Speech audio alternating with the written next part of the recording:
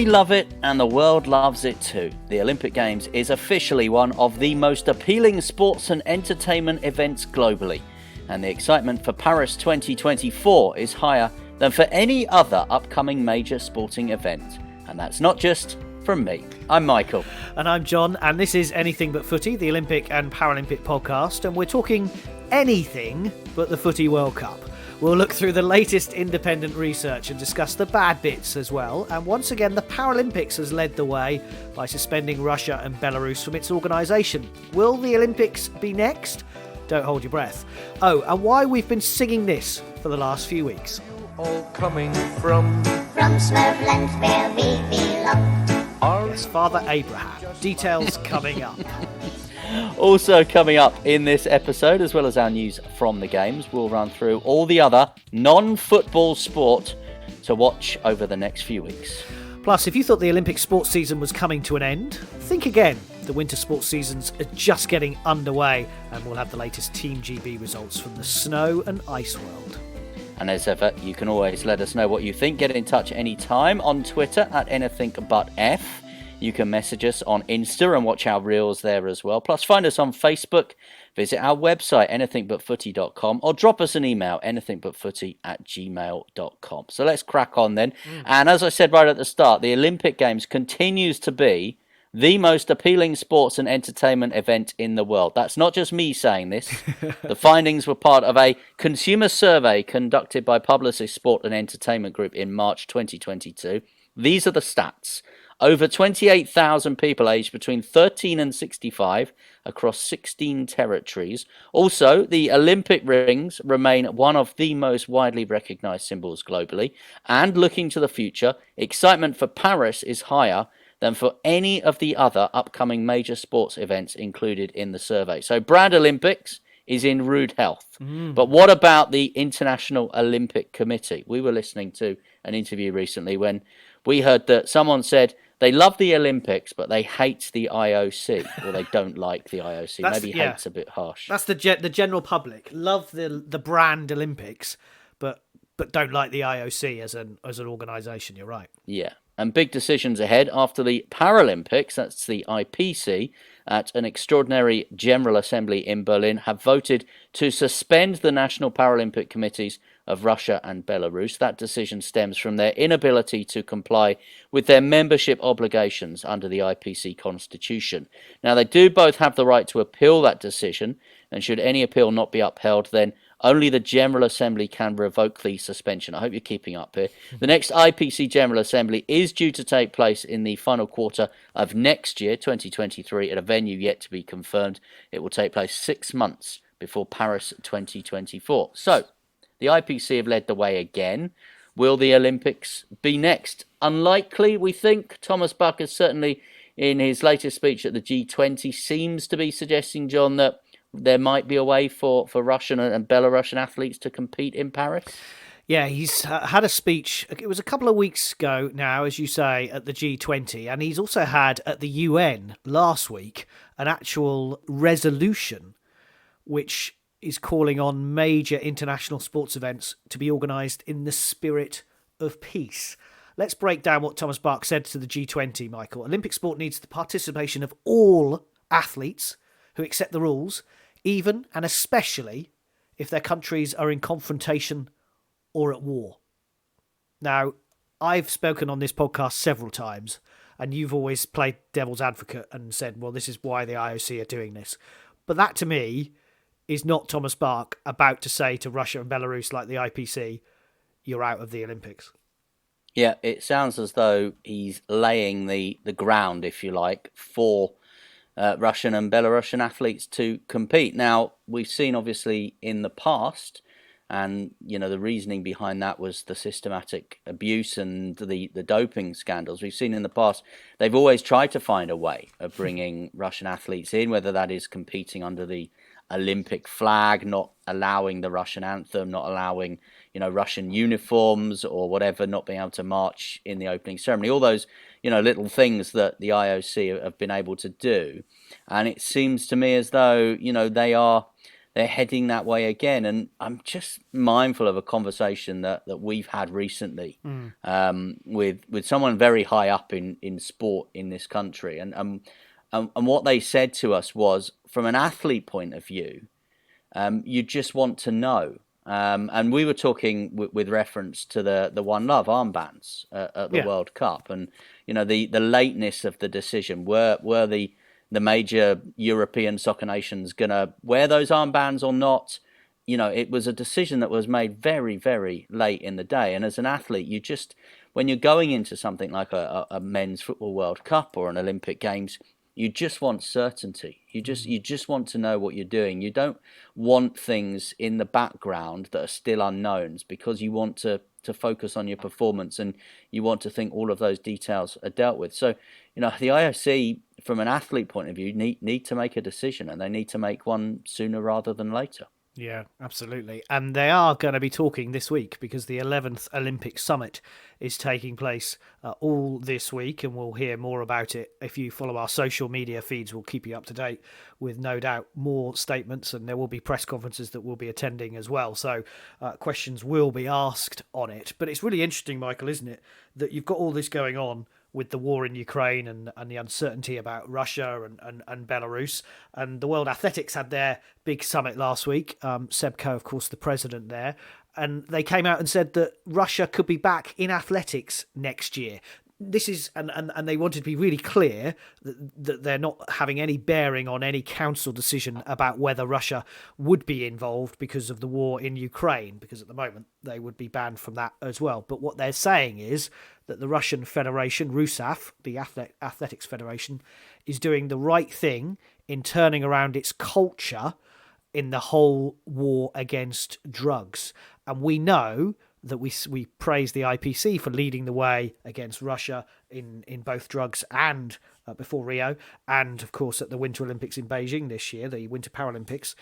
But also it was athletics who banned Russia from competing as Russian flag at the Tokyo Olympics as well, and they and actually the Rio Olympics they had to run as neutral athletes, didn't they? So athletics have been leading the way on this, on a drugs war as well. It's one of those things though, isn't it, where you can never escape the political side of sport. And maybe it's something that we will bring into with the fact that, we're not talking about the Footy World Cup, but Qatar says it wants to stage the Olympics maybe in 2036. The fact that you've got all these journalists out covering the Football World Cup, and they all started off saying, this is where it shouldn't be. There's lots of protests. It's been bad for human rights. It's not. Now we're 2 weeks in. England are in the quarterfinals, and you see the likes of Martin Pugac saying, "Well, actually, this is quite a good tournament. Yeah, everything's going brilliantly." That is sports washing, isn't it, Michael? Yeah, and I hear the argument, well, if we don't take big events to these nations, then we're never going to affect change. I don't necessarily agree with that. The Olympic Games went to Beijing in China in 2008 in controversial circumstances. It went back to Beijing in China in 2022 for the Winter Games. Had anything changed in the intervening years? Did hosting the Olympics in 2008 open China up in any way? Absolutely not. If anything, things got even worse.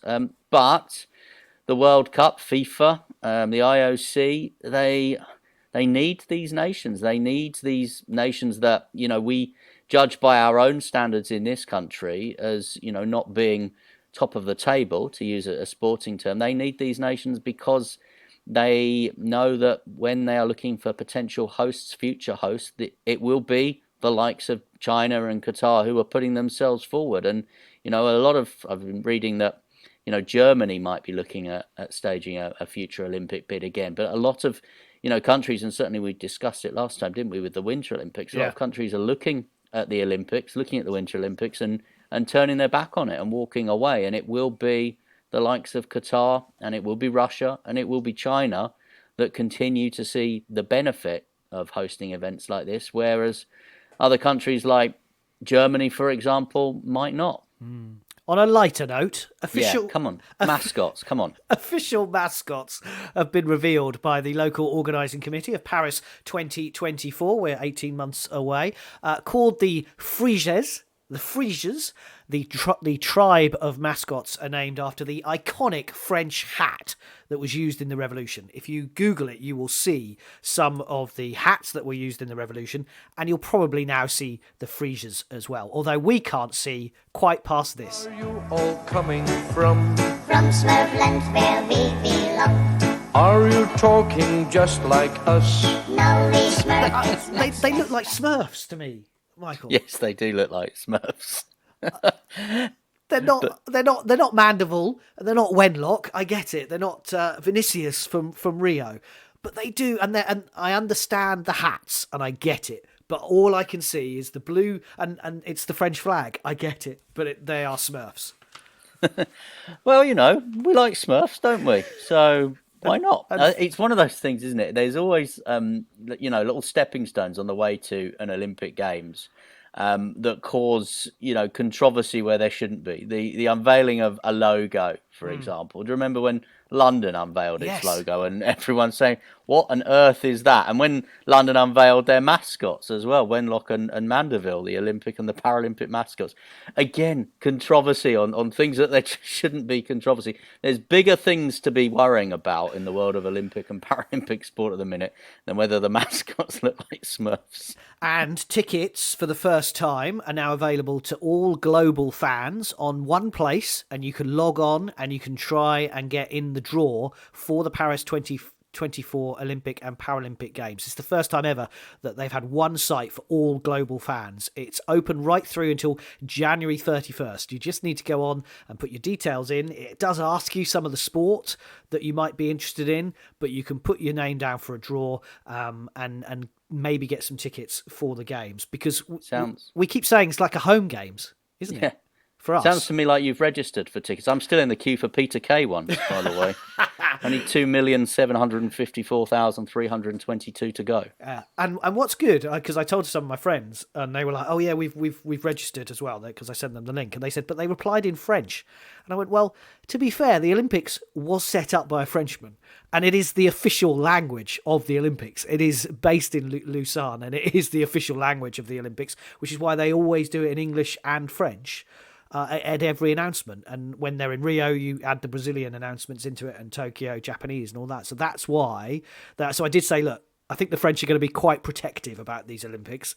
So yes, you did have to press the translate button to go, oh yes, I have been registered. Thankfully, my French is not that strong to know that I had actually done it correctly. Quick other headline on the Paralympics.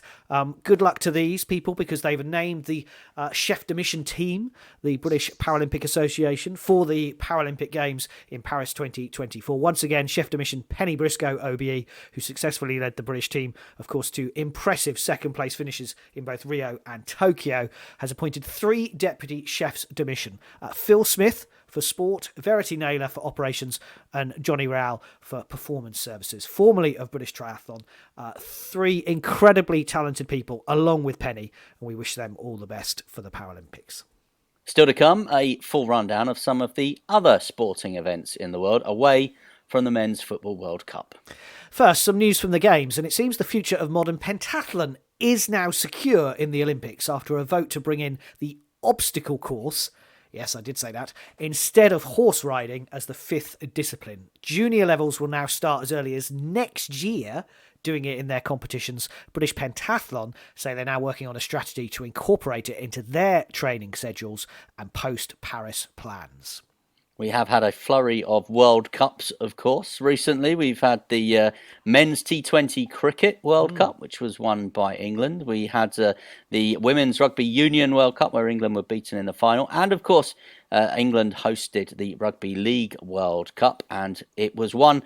The men's and the women's tournament was won by Australia, with England winning a fantastic Wheelchair Rugby League World Cup. Congratulations to England. GB Taekwondo has had some medal success at the World Championships in Mexico. Not quite the elusive gold medal, though. 3 medals over the course of the first 3 days. Bradley Sinden won silver, Jay Jones and Elia Powell both won bronze in their respective categories.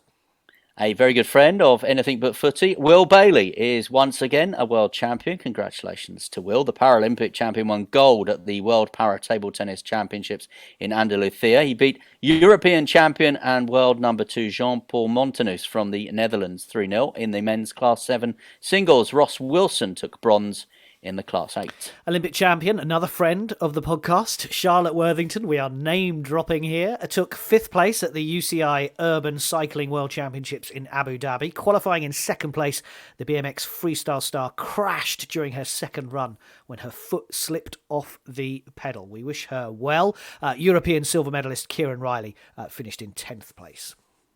We have recently had the trampoline, tumbling and double mini trampoline world championships in Bulgaria. Terrific results for British gymnastics. 14 medals for Great Britain in various age group categories. Wow. A gold as well for the all-around team. And Bryony Page was part of that team, a 2-time Olympic medalist. She won the individual silver too. And congratulations to British gymnastics Tracy Whittaker, who was a winner at the UK Sport Coaching Awards recently. As I mentioned earlier, you think the Summer Olympics sport is coming to an end. Well, just when that happens, the Winter Olympic sport gets underway, and Sheffield staged the first ever figure skating Grand Prix to be held in the UK, with British Olympic pair Lila Fear and Lewis Gibson just missing out to the Italians in the ice dance final. Incredible few days in Sheffield. Well done to them. Japan's Mihara Maya won the women's short programme. The new look British men's 4 bobsleigh team led by Bradley Hall with Taylor Lawrence, who competed in Beijing earlier this year. Greg Cackett and Aaron Gulliver make up the quartet. Top the standings for the first 4-man race of the season in Whistler in Canada before finishing second in the first World Cup in Whistler behind the Germans. Bruce Moe and his curling team are once again European champions after a 5-4 win over Switzerland in the final. The Olympic silver medalists are now back-to-back European champions. Rebecca Morrison's new look women's team finished in 3rd place with a 9-5 win over Italy. British skeleton had a Winter Olympics to forget earlier this year in Beijing, but they've bounced right back this season, or slid back on track in the World Cup in Whistler. Marcus Wyatt grabbed gold and his highest ever finish. Matt Weston was 3rd, and Brogan Crowley bagged her first ever World Cup podium with a 2nd place in the women's skeleton. It is a remarkable turnaround after all of the mistakes and errors that happened at the Winter Olympics and some of the things that were said afterwards about the level of equipment and planning and preparation. So, yeah, really good start to this season for British skeleton. Yeah, we'll run down some of the other events you can look out for over the next few weeks if you're into that. Away from the snow and ice for a minute, the World Triathlon Championships came to a close in Abu Dhabi. A silver medal for Georgia Taylor-Brown behind Olympic friend champion. Of the podcast. Very, very good friend of the podcast. Behind Olympic champion Dame Flora Duffy. Got her recognition as well. 2nd place in the men's for Alex Yee overall as well, behind Frenchman Leo Berger, who is looking good for the home games of Paris 2024. Don't rule out you seeing a lot more French athletes performing incredibly well over the next few months. British Triathlon also won the men's and women's under-23 titles.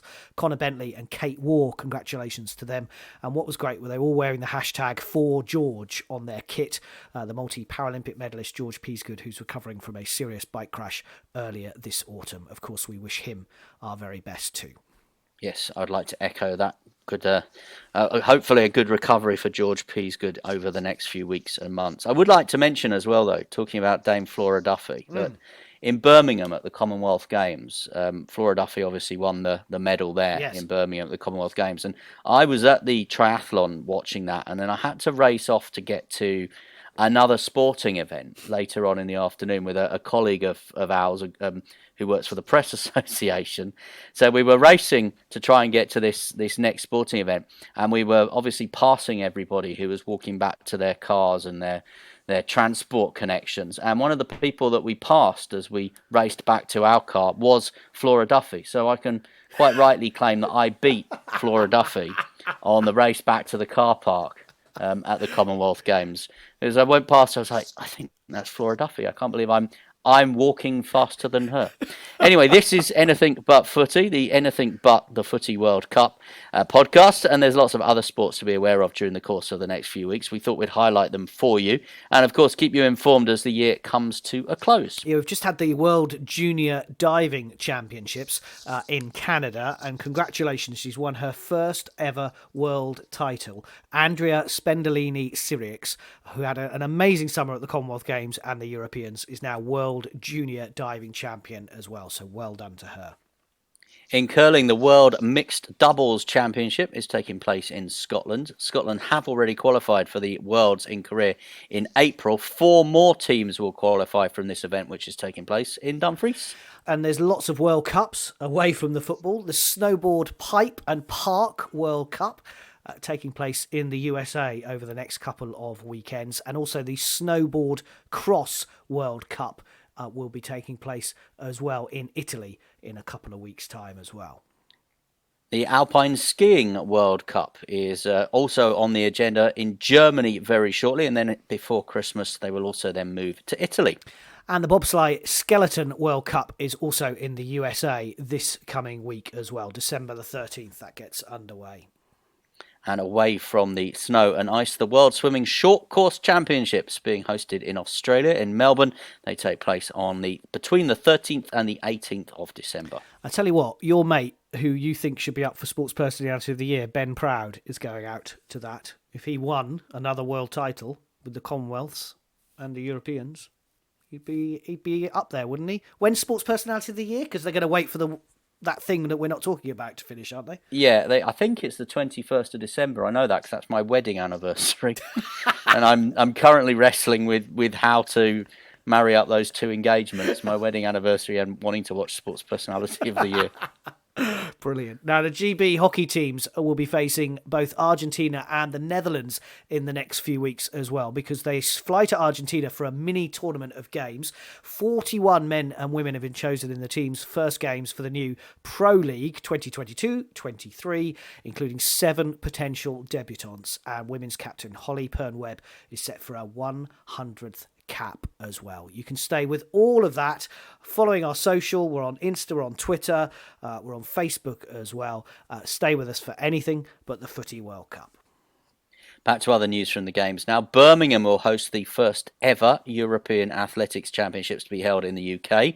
2026 is the date for that one. Working in partnership with Birmingham City Council and UK Sport, UK Athletics had high hopes of hosting Europe's most prestigious European athletics competition following the success of the Commonwealth Games at the Alexander Stadium this summer. 2026, there will also be the European Ice Skating Championships being held in Sheffield. So already UK Sport working with local authorities to bring some big sporting events to the country over the next few years. Great to see. A little closer to home in the next few weeks, in fact. Keely Hodgkinson will be returning to the scene of her brilliant British indoor 800-metre record when she lines up for the World Indoor Tour Final in Birmingham on Saturday, February 25th. World 1500-metre champion outdoors Jake Whiteman will also be in action in the unique distance of 2,000 metres.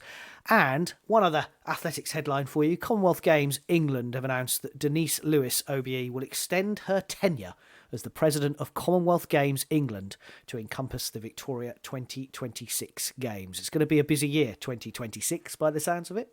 Yes, it will.